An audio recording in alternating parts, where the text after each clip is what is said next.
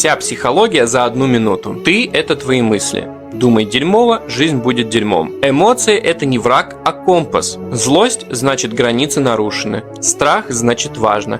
Тревога – значит живешь в будущем, а надо в настоящем. Привычки сильнее мотивации. Хочешь изменить жизнь – меняй свои привычки. Твое прошлое – это книга. Ее можно читать, но жить в ней нельзя. Другие люди – это зеркало. То, что тебя бесит в них, их бесит в тебе.